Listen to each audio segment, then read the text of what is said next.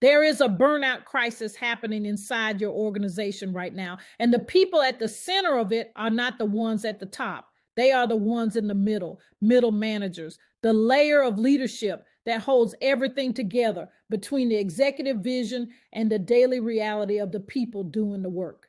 In 2026, 45% of middle managers report active burnout, higher than any other group in the entire workforce. Only 21% say they are thriving. And according to research by Simon Sinek's Optimism Company, 75% report extreme burnout and disconnection, with more than 1 in 4 already planning to leave. This is not a trend. This is a structural crisis. And if you are a middle manager watching this, what I want you to hear before anything else is this. What you are experiencing is not a personal failure. It is a predictable biological response to a role that has been structurally designed to be unsustainable.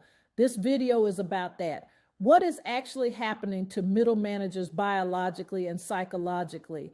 Why the standard organizational responses are not working, and what you can do right now at the individual level to protect your capacity before the system catches up. Let me tell you what the research actually shows about the middle management experience, because it is more specific and more serious than most people realize. The average middle manager in 2026 has 12 direct reports.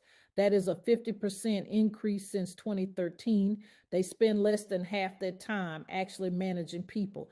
The rest is absorbed by upward reporting, administrative load, cross-functional coordination, and what researchers call organizational firefighting.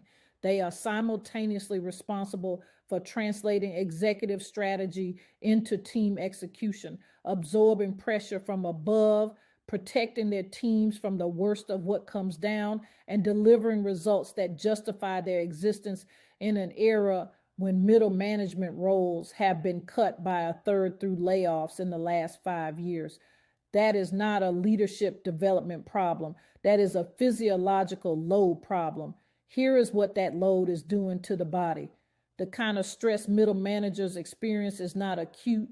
It is not the spike of a single high-stakes decision or a crisis that resolves. It is chronic bilateral pressure. Pressure from above that never fully releases. Pressure from below, arriving daily in the form of human need, conflict, performance gaps, and emotional labor. The body registers this as a sustained threat state, not because the individual is weak, but because that is the accurate biological read of the conditions. When the HPA axis is sustained at elevated levels for weeks or months, the prefrontal cortex begins to lose capacity. Judgment degrades.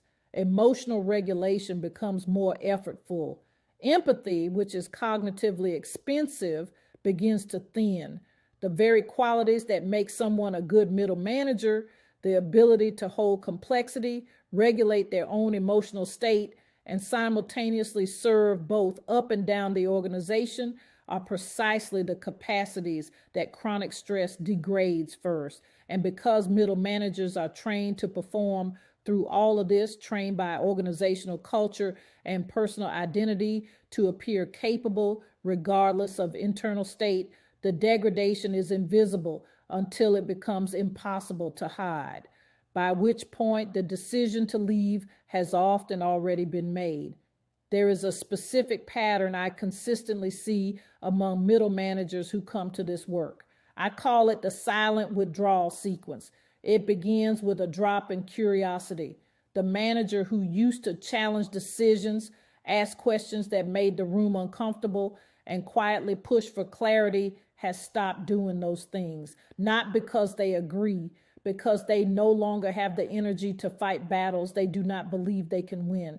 Then comes emotional distance from the team, the genuine investment in their people's development, the care about individual growth, the satisfaction in watching someone succeed. It becomes transactional. They are still functional, still delivering, but something in the quality of their presence has gone. Then comes what I call identity compression. The manager begins to define themselves entirely by what they produce, because that is the only thing in their role that feels measurable and controllable. The relationship with their own well-being, their own needs, their own bodily signals narrows to almost nothing. This is the stage that precedes departure. Most organizations do not observe this sequence because their performance metrics do not capture it.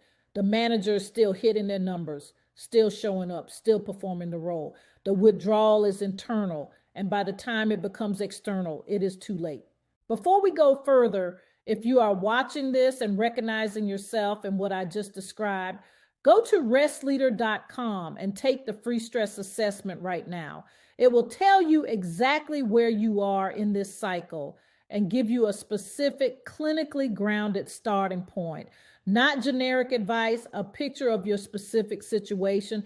Restleader.com. Link is in the description. The REST framework, recognize, explore, support, take action, applies directly to the middle manager experience. And here is what each stage looks like in this specific context. Recognize means understanding that what you are experiencing is not a character flaw, a weakness, or evidence that you are not cut out for leadership. It is a biological response to structural conditions.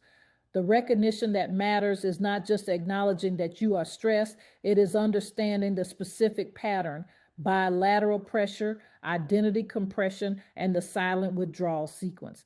Accurately naming the pattern is the first clinical intervention. Explore means examining which specific conditions in your role are generating the most load. For most middle managers, the highest cost conditions fall into 3 categories: role ambiguity from above, meaning unclear expectations and insufficient feedback from senior leadership; emotional labor from below, meaning the continuous management of your team's distress, performance anxiety, and interpersonal conflict without adequate support for yourself; and the values tension of implementing policies or decisions from above that you do not fully believe in.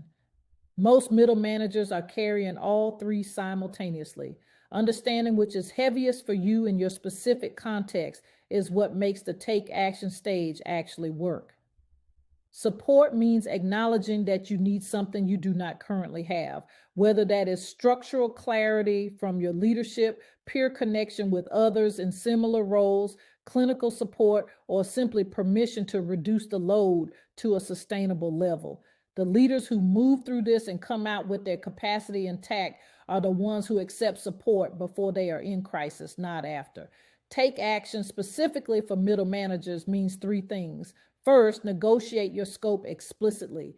Most middle managers have never had an explicit conversation with their senior leadership about the full scope of what they are managing. Having that conversation even once, even partially, reduces the invisible load significantly because it moves uncertainty into an acknowledged shared reality. Second, build a peer container.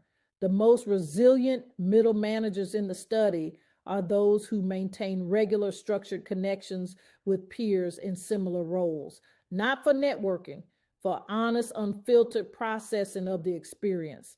The isolation that middle management creates is one of the most biologically costly features of the role. Structural connection is structural protection.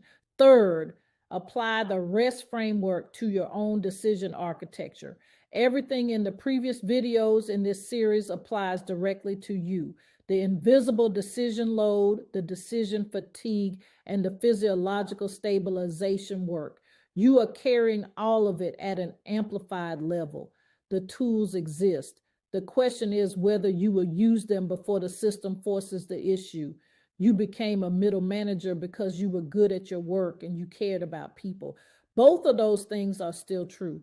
What is also true is that you are operating in a role that is structurally undersupported, organizationally undervalued, and biologically unsustainable without deliberate intervention. That intervention starts with recognition, and you have just done that. Go to restleader.com, take the assessment, and if this video gave language to something you have been carrying in silence, share it with every middle manager in your organization who is still performing, still delivering, and quietly running out of reasons to stay. They are the most important people in your building. It is past time. Someone said it directly. restleader.com. Link is in the